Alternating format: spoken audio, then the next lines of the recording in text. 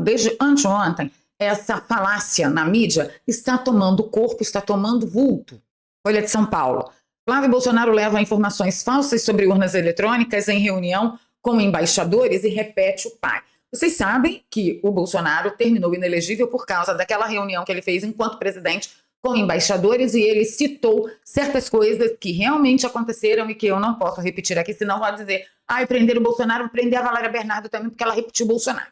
Mas então, querem fazer isso com o Flávio Bolsonaro e claro que a mídia já está preparando a justificativa para se caso a mais alta corte desse país tente o inominável. Não foi só a Folha de São Paulo falou sobre isso? Não.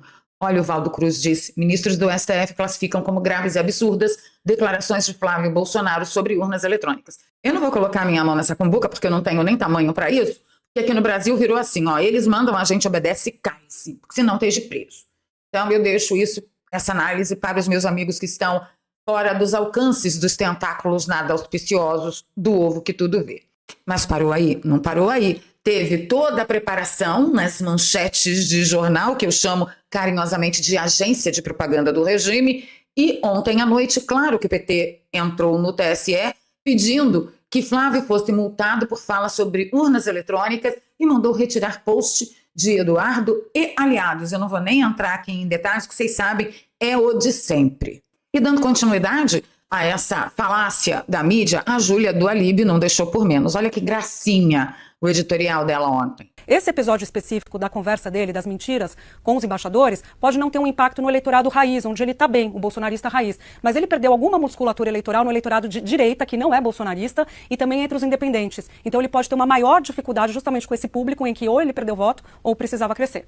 Esse episódio é um agravante nesse momento de crise. A gente está, nessa semana, deu início às convenções partidárias, que é o momento que as pré-candidaturas têm que definir as alianças, os candidatos a vice. E a pré-candidatura de Flávio Bolsonaro está com uma dificuldade de fechar alianças para além do PL, que é o partido dele. União Brasil, o Progressista, o Republicanos, está tentando angariar esses apoios de maneira formal para ter, por exemplo, mais tempo no horário eleitoral no rádio e na TV. E essa dificuldade está relacionada a outra questão que a gente já vem tratando aqui no Jornal da Globo, o episódio do Dark Horse. Ele era um crítico à questão do Master, do banqueiro Daniel Vorcaro, e aí veio o áudio mostrando ele pedindo dinheiro para fazer o filme. Eu acho que por enquanto tá bom da Júlia do Alibi, porque o resto das mentiradas vocês já têm conhecimento inclusive da verdade. Vamos focar no assunto de ontem para hoje. Primeiro, Flávio Bolsonaro está com dificuldade de fechar parcerias. Claro que ele está com dificuldade de fechar com certos partidos. Vem o ovo que tudo vê lá da Corte de Cristal e anuncia. Quem apoiar, eu vou pegar os dossiês que eu tenho aqui, as fichas corridas de todo mundo que eu tenho aqui, e vou botar para torar. Quem se atreve? Quem se atreve é quem tem o nome mais ou menos cacifado na limpeza. E uma outra coisa que ela diz aí, o episódio da fala das mentiras aos embaixadores sobre urnas eletrônicas dificulta, abriu uma crise, porque dificulta que ele angarie novos votos. Não, a direita raiz está com ele, mas novos votos. Ô, Julia, vai catar coquinho, minha filha. Os votos que Flávio Bolsonaro ainda não conseguiu angariar daqueles que se dizem de direita, se escondem na fantasia de direita, são votos dos maledetos que estão querendo que nada mude. Estão querendo colocar uma terceira via lá, uma terceira via da linha de Fernando Henrique Cardoso.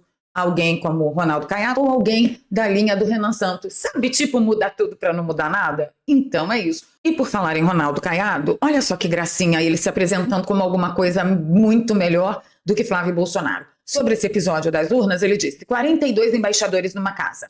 Dava para vender soja, dava para abrir mercado para a indústria, dava para atrair investimento. Escolheram falar de urna eletrônica. Este é o cara que, há dias atrás, apareceu como preferencial, ganhando de Lula no segundo turno. Mas ele também é o mesmo cara que deu o título de cidadão, uma honraria lá do estado de Goiás, a quem? Quem? Ao senhor Gilmar Mendes.